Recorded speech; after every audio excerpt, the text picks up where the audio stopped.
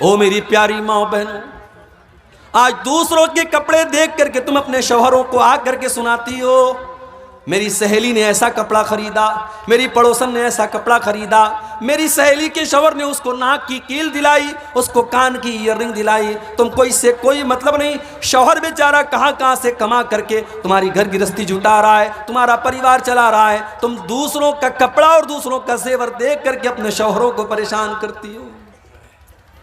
اور میں نے تو یہاں تک دیکھا کتنی عورتیں ایسی ہیں، شوہر بیچارہ کہتا ہے میں کیا کروں، میں تو معمولی دکاندار ہوں، 500 روپے روزانہ کماتا ہوں، جو کماتا ہوں اتنا میرا خرچ ہے، میں کہاں سے تیرے سونے کا زیور بنواؤں، میں کہاں سے تیرے ہاتھوں میں سونے کی چوڑی لا کر کے دوں۔ تو بیوی کہتی ہے مجھے اس سے کوئی مطلب نہیں، تم چوری کرو، تم ڈاکہ ڈالو، لیکن مجھے سونے کی چوڑی لا کر کے دو۔ کتنی بیویاں ہیں جو اپنے شوہروں کو حرام کمائی کھانے پر مجبور کرتی ہیں۔ میری پیاری ماں بہنوں، مجھے اچھی طریقے سے سیمانچل کے جلسوں کا پتہ ہے، پنڈال میں جتنی عورتیں اس سے زیادہ تو آپ کو سڑکوں پر مل جائیں گی۔ مجھے اچھی طریقے سے پتہ ہے کہ آپ جلسوں کے اندر بھی کیا مزاج آپ نے بنا کر کے رکھا ہے۔ اللہ کے واسطے میری پیاری ماں بہنوں، کبھی اگر موقع ملے تو اپنے نبی کی بیویوں کے حالات بھی جا کر کے دیکھ لینا، انہوں نے کیسی زندگی گزاری ہے، انہوں نے کیا کھایا ہے، انہوں نے کیا پہنا ہے، ان کی زندگی کیسی گزری ہے۔ ذرا نبی کے پریوار کی زندگی بھی آپ اٹھا کے دیکھو۔ اماں عائشہ میرے نبی کی بیوی ہیں، ہم سب کی ماں ہیں۔ اماں عائشہ اپنے بھانجے سے کہتی ہیں کہ اے میرے بھانجے عروہ، ہم 2 مہینے تک ہمارے گھر میں چولہا نہیں جلتا تھا، 2 مہینے کا چاند ہم دیکھ لیتے تھے۔ وَمَا يُوقَدُ فِي أَبْيَاتِ رَسُولِ اللَّهِ صلی اللہ علیہ وسلم نار، اللہ کے نبی کے گھر میں چولہا نہیں جلتا تھا۔ عروہ نے پوچھا خالہ جان، جب چولہا نہیں جلتا تھا تو آپ لوگ کیا کھاتے تھے، کیسے آپ کی زندگی گزرتی تھی؟ اماں عائشہ فرماتی ہیں الاسودان التمر والماء، اے میرے بھانجے ہم کھجور کھا لیتے تھے اور پانی پی لیتے تھے اور اسی پر گزارا کر لیا کرتے تھے۔ بڑی قربانیاں دی ہیں نبی کے گھر والوں نے، فاقے کیے ہیں، بھوکے رہے ہیں۔ ذرا نبی کے کمروں کا حال دیکھو۔ میں جب سیمانچل میں آج ایک مدرسے میں گیا، دیکھا کہ 300 بچیاں پڑھ رہی ہیں۔ مدرسہ چھوٹا سا ہے، ٹین کا شیڈ ہے، مٹی کا فرش ہے۔ میں نے دیکھا کہ آج کے دور میں جب لوگوں کے پاس اتنے شاندار مکان ہیں، آج بھی بہار کے اور سیمانچل کے اندر ایسے مدرسے چل رہے ہیں، یہ کتنی بڑی بات ہے۔ مجھے اللہ کے نبی کے کمروں کی یاد آئی جس کا ذکر حدیث کی کتابوں میں کیا گیا۔ نبی کے کمرے کیسے تھے؟ حدیث میں آتا ہے مٹی کا فرش ہوتا تھا، کھجور کے پتوں کا اور کھجور کے درختوں کا پلر ہوتا تھا اور اس کا چھپر ہوتا تھا، ایک معمولی سا ٹاٹ کا پردہ لٹکا رہتا تھا اور چھت کی ہائٹ اتنی کم تھی کہ اگر ہاتھ اٹھایا جائے تو ہاتھ چھت سے ٹچ کر جاتا تھا۔ یہ چھوٹے چھوٹے کمرے تھے، یہ پیارے نبی کا کمرہ ہوتا تھا۔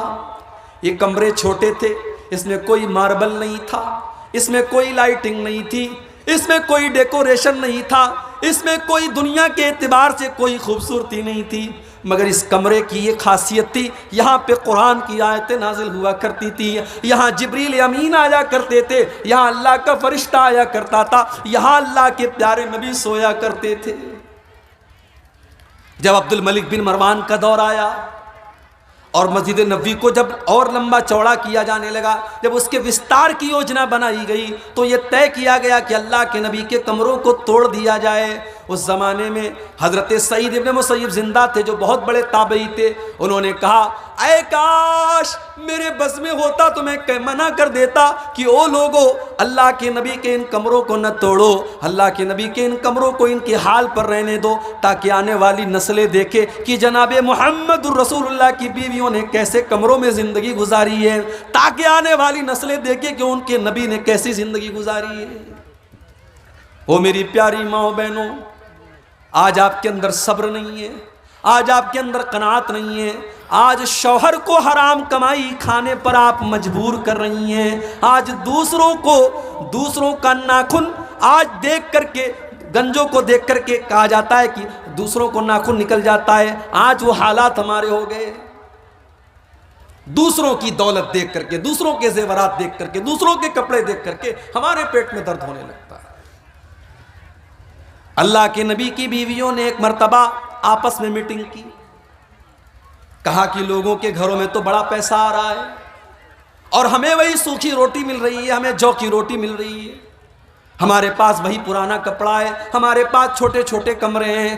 اللہ کے نبی کی بیویاں اللہ کے پیارے نبی کے پاس آتی ہیں اور کہتی ہیں کہ اے اللہ کے نبی، اب ہمارا خرچہ بھی کچھ بڑھنا چاہیے، اب ہماری آمدنی بھی کچھ بڑھنی چاہیے۔ اے اللہ کے نبی، قیصر و کسریٰ کی جو بیگم ہیں ان کے تو بڑے ٹھاٹ باٹ ہیں، اے اللہ کے نبی ہم تو آپ کی بیویاں ہیں، ہم تو اس امت کی سب سے زیادہ عزت والی عورتیں ہیں، ہماری زندگی میں اور ہماری لائف اسٹائل میں بھی کچھ عیش و آرام آنا چاہیے۔ اے اللہ کے نبی، ہمیں سال میں جو خرچہ دیا جاتا ہے اس خرچے میں کچھ اضافہ ہونا چاہیے۔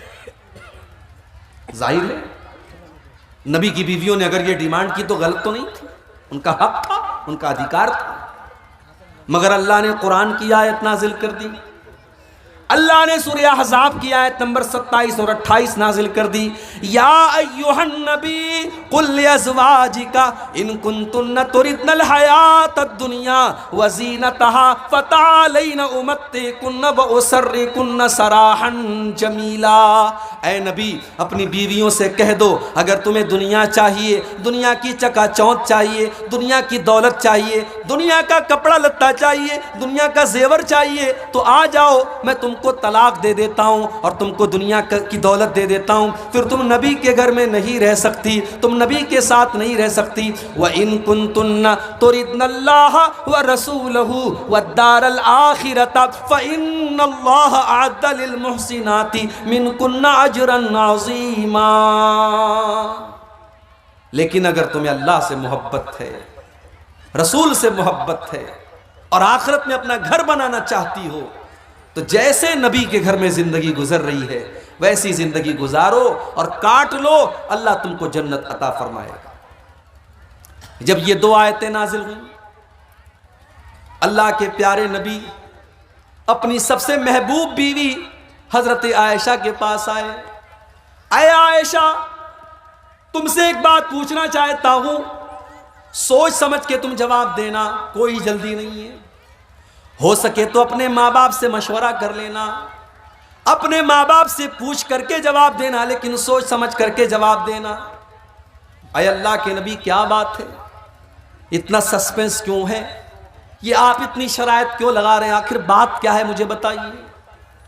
اللہ کے پیارے نبی نے قرآن کی یہی دونوں آیتیں پڑھ کر کے سنا دی۔ اے عائشہ، اللہ تعالیٰ تم کو چوائس دے رہا ہے، یا تو تم دنیا کی دولت لے لو لیکن نبی کو چھوڑ کے چلی جاؤ، اور یا تو نبی کے ساتھ پریشانی اٹھا لو، تم کو آخرت کی نعمتیں مل جائیں گی۔ اے عائشہ تم بتاؤ تمہاری چوائس کیا ہے، تم کیا چاہتی ہو؟ او میری پیاری ماں بہنوں، میں قربان جاؤں اپنی ماں کے اوپر، میں قربان جاؤں اماں عائشہ کے اوپر۔ اماں عائشہ نے ایک سیکنڈ بھی دیر نہیں کی، ایک سیکنڈ بھی دیر نہیں کی اور فوراً کہہ دیا، اے اللہ کے نبی اخترت اللہ ورسولہ والدار الآخرہ۔ اے اللہ کے نبی میرا جواب بالکل کلیئر ہے، مجھے دنیا نہیں چاہیے، مجھے دنیا کا عیش و آرام نہیں چاہیے۔ اے اللہ کے نبی میں دنیا کی دولت کو ٹھوکر مارتی ہوں جو آپ کو چھوڑ کر کے مجھے دنیا کی دولت ملے۔ اے اللہ کے نبی مجھے تو اللہ چاہیے، مجھے تو اللہ کا رسول چاہیے، مجھے تو آخرت میں اپنا گھر بنانا ہے۔ اے اللہ کے نبی میں اپنی ڈیمانڈ واپس لیتی ہوں، میں آپ کو چنتی ہوں، میں آپ کے ساتھ دنیا میں رہوں گی اور آخرت میں بھی رہوں گی۔ کبھی موقع ملے میری پیاری ماں بہن تو ذرا نبی اکرم کی بیویوں کے حالات آپ اٹھائیں۔ لڑکی کی شادی آپ کرتے ہیں، کیا دیکھتے ہیں آپ؟ لڑکا سرکاری نوکری میں ہے کہ نہیں ہے؟ لڑکا 50,000 روپیہ مہینہ کما رہا ہے کہ نہیں کما رہا ہے؟ لڑکی اگر آپ کی خوبصورت ہے تو آپ کو لڑکا بھی ایک دم خوبصورت چاہیے۔ دینداری آج کون پوچھتا ہے میرے بھائی؟ آج دیندار لڑکے بیچارے پریشان ہیں، ان کے رشتے نہیں مل رہے ہیں، دیندار لڑکیاں پریشان ہیں، ان کے لیے رشتے نہیں مل رہے ہیں۔ لڑکوں کی ڈیمانڈ کہ لمبا چوڑا جہیز ملنا چاہیے، اور لڑکی والوں کی ڈیمانڈ کہ سرکاری نوکری والا اور اچھا کمانے والا اور لاکھوں کمانے والا داماد چاہیے۔ او لوگو، ذرا نبی کے چاروں داماد کے حالات بھی پڑھ لینا۔ نبی کو بھی اللہ نے 4 بیٹیاں دی تھی، اور اللہ کے نبی نے 4 بیٹیوں کی شادی کی تھی، اور اللہ کی قسم نبی کی 4 بیٹیوں کے نکاح میں کوئی بارات نہیں آئی، کوئی جہیز نہیں دیا گیا، کوئی ڈیمانڈ نہیں کی گئی، کوئی بینڈ باجا نہیں بجایا گیا، کوئی گیت نہیں گایا گیا، کوئی حرام کام نہیں کیا گیا۔ اور نبی نے رشتے میں کیا دیکھا؟ دینداری دیکھی۔ نبی نے سب سے لاڈلی بیٹی اور سب سے چھوٹی بیٹی کا نکاح حضرت علی کے ساتھ کیا، اور جب حضرت علی کو اللہ کے نبی نے داماد بنایا تو ان کے پاس رہنے کو اپنا گھر بھی نہیں تھا، ان کے پاس اپنا بستر بھی نہیں تھا، ان کے پاس اپنی گرستی کو بنانے کے لیے سامان، ضرورت کے سامان بھی نہیں تھے۔ اسی لیے جب اللہ کے نبی نے حضرت فاطمہ کی شادی کی تو گرستی کو بنانے کے لیے آپ نے بستر بھی دیا، آپ نے تکیہ بھی دیا، آپ نے چادر بھی دیا، آپ نے برتن بھی دیا، تاکہ گرستی بن جائے۔